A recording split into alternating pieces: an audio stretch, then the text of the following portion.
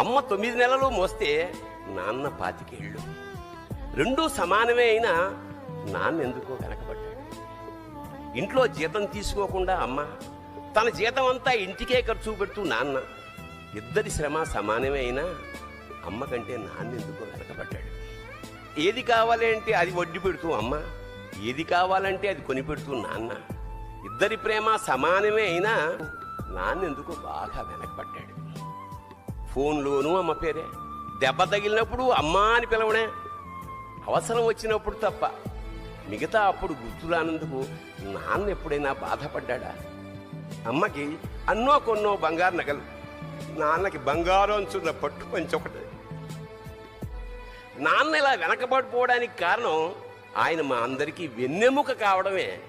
వెన్నెముక వెనక ఉండబట్టే కదా దన్నుగా నిలబడగలుగుతున్నాం. ఇదేనేమో నాన్న వెనకబడిపోవడానికి కారణం.